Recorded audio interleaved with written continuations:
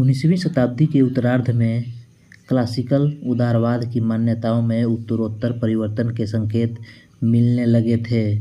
इस दौर में विशेषतः ग्रेट ब्रिटेन और संयुक्त राज्य अमेरिका में उदारवाद के अंतर्गत स्वतंत्रता के नकारात्मक पक्ष निगेटिव एस्पेक्ट के साथ साथ उसके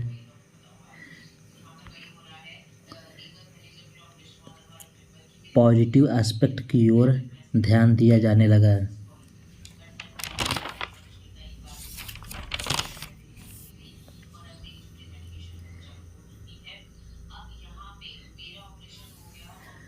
क्लासिकल लिबरलिज्म के महत्वपूर्ण कमियाँ।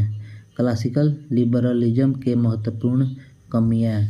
शुरू में उदारवाद ने अभिजात और मध्य वर्ग के लिए जिन अधिकारों की मांग की थी वे तो उन्हें मिल चुके थे, परंतु किसान और मजदूर का भाग्य अब भी नहीं जागा था। शुरू में उदारवाद ने अभिजात और मध्य वर्ग के लिए जिन अधिकारों की मांग की थी वे तो उन्हें मिल चुके थे, परंतु किसान और मजदूर का भाग्य अब भी नहीं जागा था।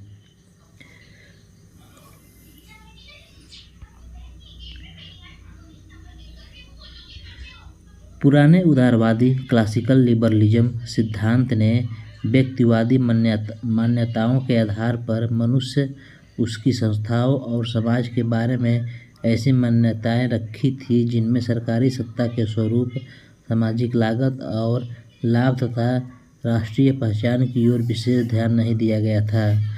पुराने उदारवादी क्लासिकल लिबरलिज्म सिद्धांत ने व्यक्तिवादी मान्यताओं के आधार पर मनुष्य, उसकी संस्थाओं और समाज के बारे में ऐसी मान्यताएं रखी थी जिनमें सरकारी सत्ता के स्वरूप, सामुदायिक लागत और लाभ तथा राष्ट्रीय पहचान की ओर विशेष ध्यान नहीं दिया गया था।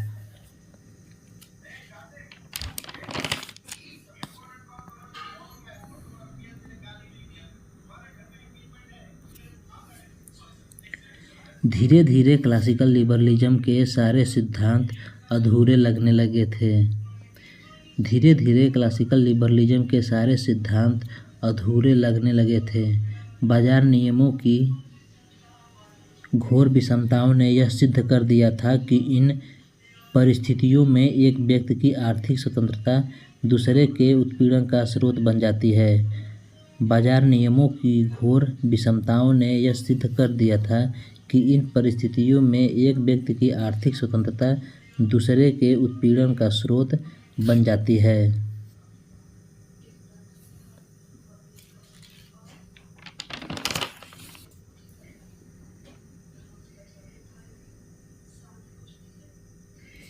इन परिस्थितियों से यह सिद्ध हो गया कि सर्वहित कॉमन गुड के सिद्धि के लिए बाजार का रेगुलेशन अनिवार्य होगा।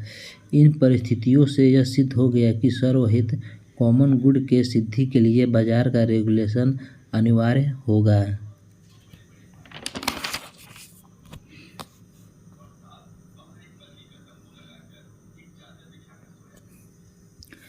आधुनिक उदारवाद के अंतर्गत व्यक्ति के कल्याण, वेलफेयर को, विशेषतः निर्बल और निर्धन व्यक्ति के कल्याण को उसकी स्वतंत्रता की आवश्यक शर्त माना जाता है। आधुनिक उदारवाद के अंतर्गत व्यक्ति के कल्याण, वेलफेयर को, विशेषतः निर्बल और निर्धन व्यक्ति के कल्याण को उसकी स्वतंत्रता की आवश्यक शर्त माना जाता है। आधुनिक उदारवाद के अंतर्गत व्यक्ति के कल्याण, वेलफेयर को, विशेषतः निर्बल और निर्धन व्यक्ति के कल्याण को उसकी स्वतंत्रता की आवश्यक शर्त माना जाता है। अतः नकारात्मक उदारवाद के विपरीत सकारात्मक उदारवाद यह विश्वास करता है कि व्यक्तियों के परस्पर संबंधों को नियमित और संतुलित करने के लिए राज्य को सकारात्मक भूमिका, पॉजिटिव रोल निभानी चाहिए। अतः नकारात्मक उदारवाद के विपरीत सकारात्मक उदारवाद यह विश्वास करता है कि व्यक्तियों के परस्पर संबंधों को नियमित और संतुलित करने के लिए राज्य को सकारात्मक भूमिका निभानी चाहिए।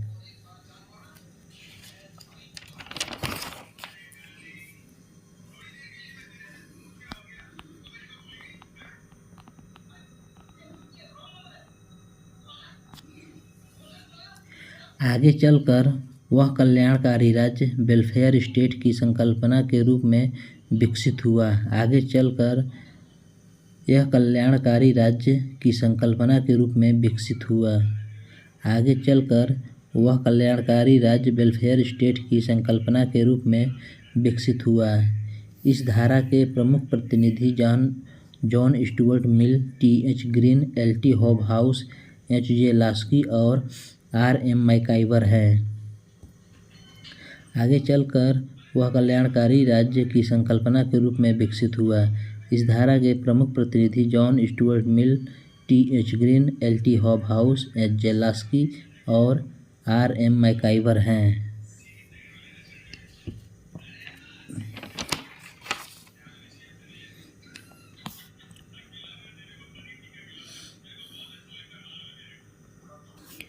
Views of JS. Mill. JS. Mill ने पहला ऐसा प्रमुख उदारवादी विचारक था।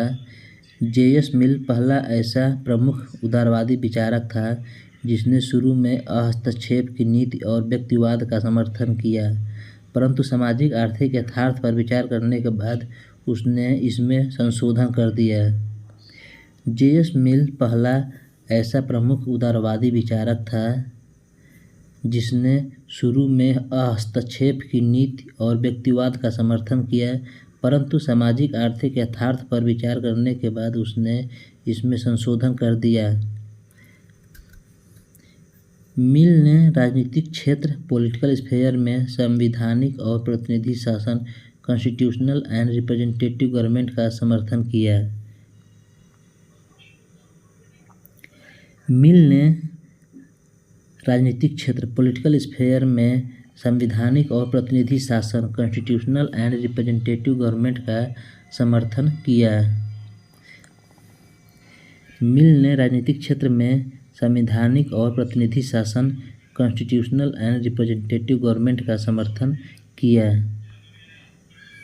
परंतु आर्थिक क्षेत्र इकोनॉमिक स्फीयर में उसने कल्याणकारी राज्य वेलफेयर स्टेट के विचार को बढ़ावा दिया। परंतु आर्थिक क्षेत्र इकोनॉमिक स्फीयर में उसने कल्याणकारी राज्य वेलफेयर स्टेट के विचार को बढ़ावा दिया। मिल ने राजनीतिक क्षेत्र पॉलिटिकल स्फीयर में संवैधानिक और प्रतिनिधि शासन कॉन्स्टिट्यूशनल एंड रिप्रेजेंटेटिव गवर्नमेंट का समर्थन किया, परंतु आर्थिक क्षेत्र इकोनॉमिक स्फीयर में उसने कल्याणकारी राज्य वेलफेयर स्टेट के विचार को बढ़ावा दिया।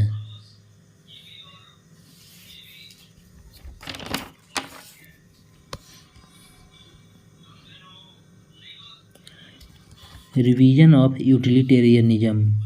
भिन्न भिन्न सुखों में केवल परिणाम क्वांटिटी का अंतर नहीं पाया जाता, गुण का अंतर भी पाया जाता है। भिन्न भिन्न सुखों में केवल परिणाम क्वांटिटी का अंतर नहीं पाया जाता, गुण क्वालिटी का अंतर भी पाया जाता है। मनुष्य केवल भौतिक सुखों के पीछे नहीं दौड़ता, बल्कि उसकी बौद्धिक, नैतिक और कलात्मक अभिरुचियों का विकास भी जरूरी है। भिन्न भिन्न सुखों में केवल परिणाम क्वांटिटी का अंतर नहीं पाया जाता। भिन्न भिन्न सुखों में केवल परिणाम क्वांटिटी का अंतर नहीं पाया जाता, गुण क्वालिटी का अंतर भी पाया जाता है। मनुष्य केवल भौतिक सुखों के पीछे नहीं दौड़ता। मनुष्य केवल भौतिक सुखों के पीछे नहीं दौड़ता, बल्कि उसकी नैतिक, बौद्धिक और कलात्मक अभिरुचियों का विकास भी जरूरी है। भिन्न भिन्न सुखों में केवल परिणाम क्वांटिटी का अंतर नहीं पाया जाता, गुण क्वालिटी का अंतर भी पाया जाता है।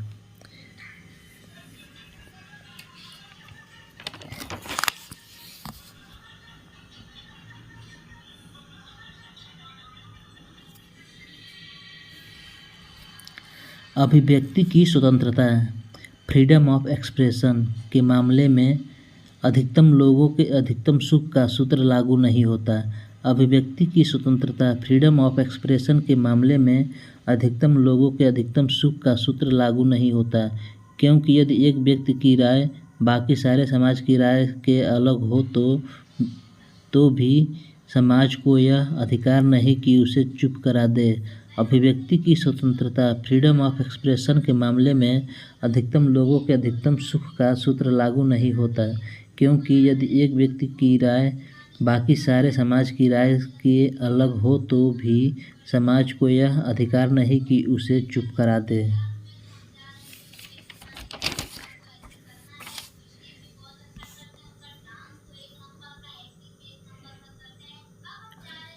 Freedom, property and regulation, freedom of conduct, self regarding. आत्मपरक गतिविधियों का संबंध अपने आप से होता है और उनसे दूसरों पर कोई प्रभाव नहीं पड़ता है। आत्मपरक, सेल्फ रिगार्डिंग एक्शंस, ऐसे गतिविधियों का संबंध अपने आप से होता है और उनसे दूसरों पर कोई प्रभाव नहीं पड़ता, अतः राज्य को इनके मामले में कोई हस्तक्षेप नहीं करना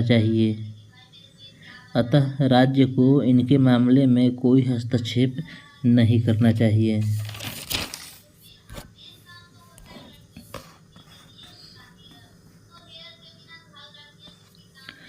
other regarding actions, other regarding गतिविधियों से दूसरों पर प्रभाव पड़ता है। राज्य को चाहिए कि समुदाय के कल्याण को ध्यान में रखते हुए ऐसी गतिविधियों का नियमन करे। Other regarding actions, other regarding गतिविधियों से दूसरों पर प्रभाव पड़ता है। राज्य को चाहिए कि समुदाय के कल्याण को ध्यान में रखते हुए ऐसी परिस्थितियों का नियमन करे।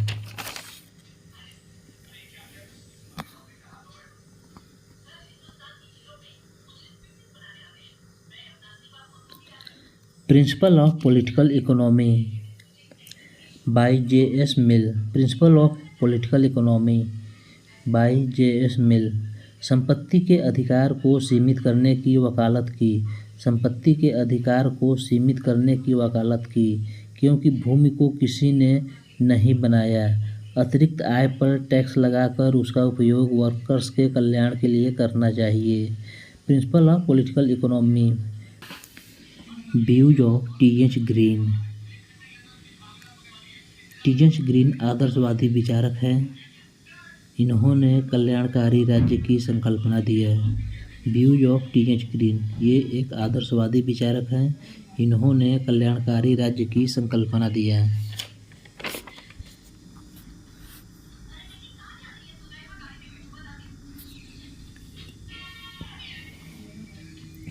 Concept of moral freedom, green ने नैतिक स्वतंत्रता को मनुष्य का उपयुक्त गुण स्वीकार किया। ग्रीन ने नैतिक स्वतंत्रता को मनुष्य का उपयुक्त गुण स्वीकार किया। उसने तर्क दिया कि सच्ची स्वतंत्रता अधिकारों की मांग करती है। उसने तर्क दिया कि सच्ची स्वतंत्रता अधिकारों की मांग करती है। अधिकार मनुष्यों के नैतिक चरित्र, मोरल कैरेक्टर से जन्म लेते हैं। किसी ट्रांसेंडेंटल लॉ से नहीं, किसी ट्रांसेंडेंटल लॉ से नहीं। ग्रीन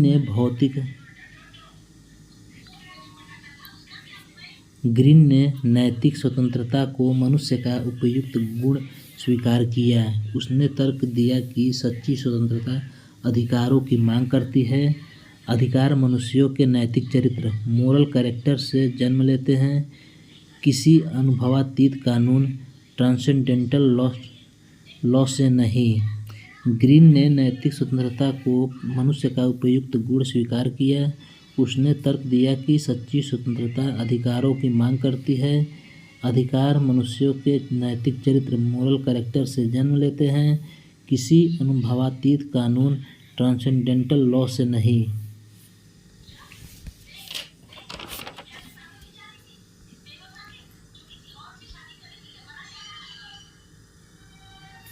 नेचर ऑफ राइट्स, अधिकारों का स्वरूप।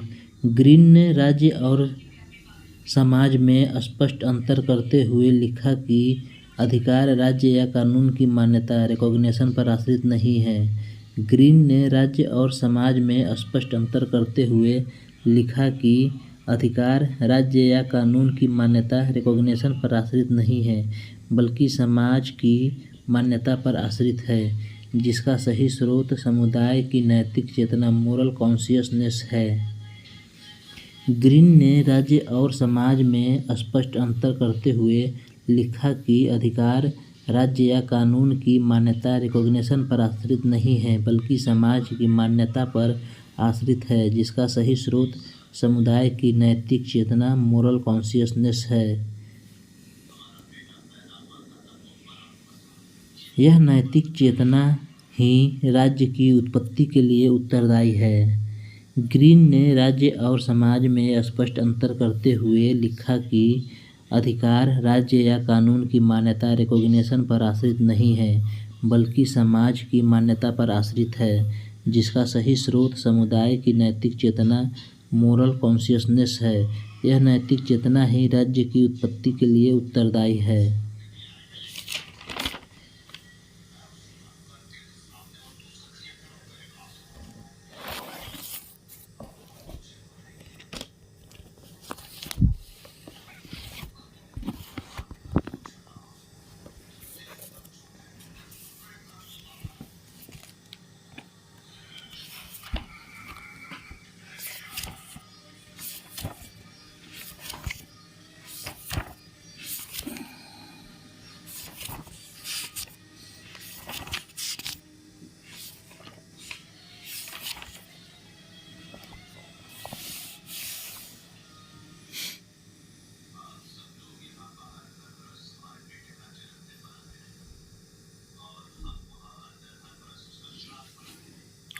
अतः राज्य आदर्श उद्देश्यों की सिद्धि का साधन है।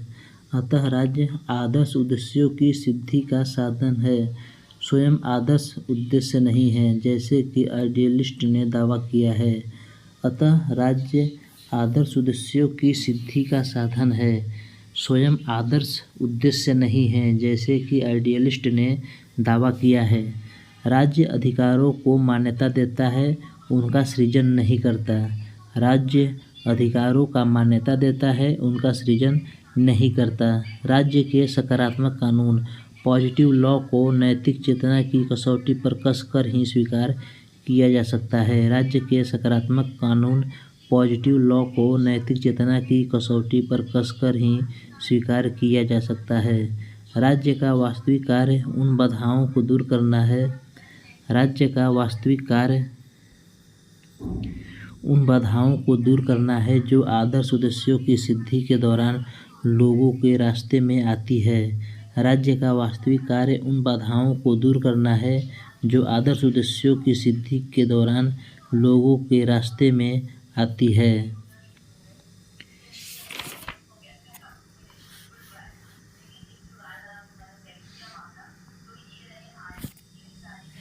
Regulation of property, inequality in possession of property. Regulation of property, inequality in possession of property. जब संपत्ति का अधिकार ऐसी परिस्थितियां पैदा कर देता है कि कुछ लोगों को उसका बहुत बड़ा हिस्सा मिल जाता है।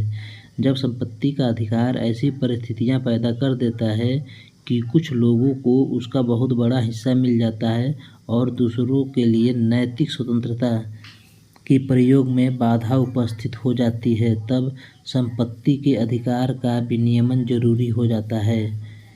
Regulation of property, inequality in possession of property.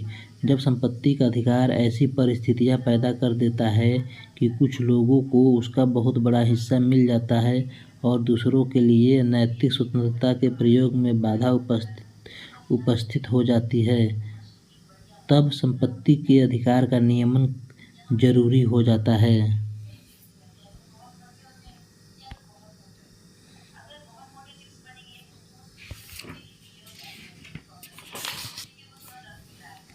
Views of Hobhouse absence of restraint का खंडन किया। हॉबहाउस ने एब्सेंस ऑफ रिस्ट्रेंट का खंडन किया, आर्थिक जीवन में हस्तक्षेप के सिद्धांत का खंडन किया। इनकी एक प्रसिद्ध book elements of social justice में कहा कि वैयक्तिक हित सर्वहित के साथ जुड़ा है और सर्वहित का आधार वैयक्तिक हित है। स्वतंत्रता का अर्थ व्यक्ति का हित अपने व्यक्तित्व के चरितार्थ करने में निहित है, जिसका अर्थ आत्मसिद्धि सेल्फ रियलाइजेशन या आत्मविकास सेल्फ डेवलपमेंट है।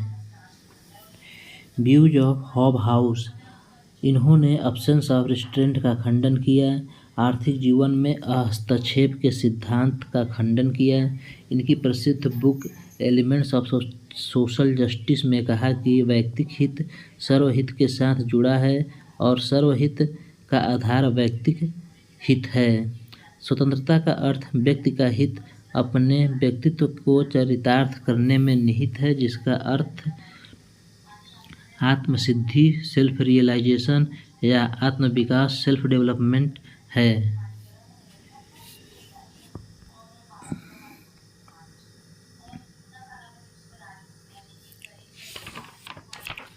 Hobhouse also talk about free exercise of will.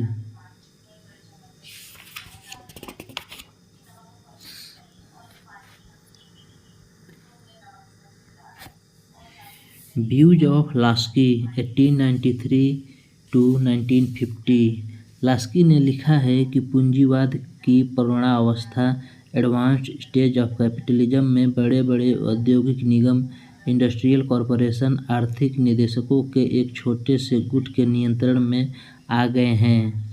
Laski ने लिखा है कि पूंजीवाद की पूर्णावस्था एडवांस्ड स्टेज ऑफ कैपिटलिज्म में बड़े बड़े औद्योगिक निगम इंडस्ट्रियल कॉरपोरेशन आर्थिक निदेशकों के एक छोटे से गुट के नियंत्रण में आ गए हैं, जो शेयर होल्डरों और उपभोक्ताओं दोनों को बेबस बनाकर सारे राज्य को अपनी उंगलियों पर नचाते हैं। जो शेयर होल्डरों और उपभोक्ताओं दोनों को बेबस बनाकर सारे राज्य को अपनी उंगलियों पर नचाते हैं। जो शेयर होल्डरों और उपभोक्ताओं दोनों को बेबस बनाकर सारे राज्य को अपनी उंगलियों पर नचाते हैं। लास्की ने लिखा है कि उदारवाद की पूर्णावस्था एडवांस स्टेज ऑफ कैपिटलिज्म में बड़े बड़े औद्योगिक निगम इंडस्ट्रियल कॉरपोरेशन आर्थिक निदेशकों के एक छोटे से गुट के नियंत्रण में आ गए हैं, जो शेयर होल्डरों और उपभोक्ताओं दोनों को बेबस बनाकर सारे राज्य को अपनी उंगलियों पर नचाते हैं।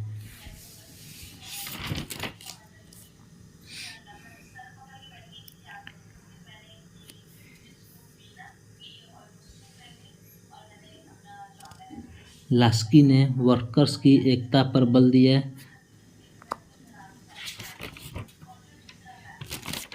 लास्की ने वर्कर्स की एकता पर बल दिया, लिबरल डेमोक्रेसी का समर्थन किया। लास्की ने वर्कर्स की एकता पर बल दिया, लिबरल डेमोक्रेसी का समर्थन किया। टैक्स पेयर के खर्च पर जनसाधारण और कमज़ोर वर्गों के लिए सोशल सर्विसेज जुटाना चाहिए। इकोनॉमिक इनइक्वालिटीज को कम किया जाना चाहिए।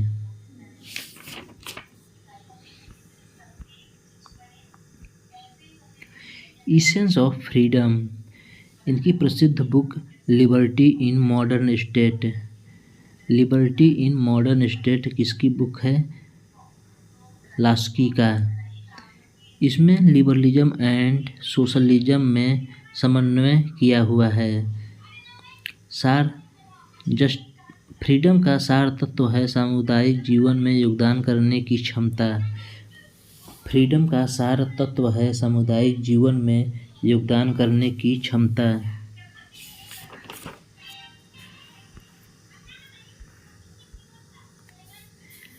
Rise of welfare state. राज्य का कार्य सबकी सामान्य आवश्यकताओं की पूर्ति और मनुष्यों के नागरिक जीवन से जुड़े हितों का संरक्षण है। राज्य का कार्य सबकी सामान्य आवश्यकताओं की पूर्ति और मनुष्यों के नागरिक जीवन से जुड़े हितों का संरक्षण है।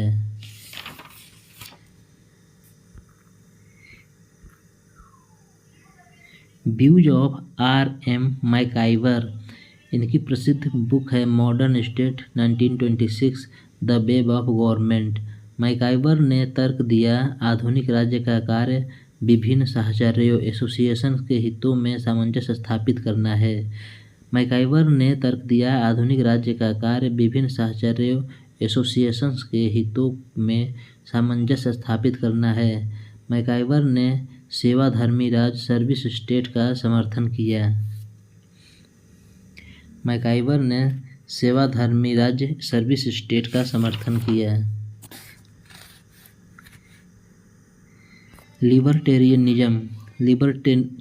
लिबर्टेरियनिज्म को हम आगे के वीडियो में पढ़ेंगे। लिबर्टेरियनिज्म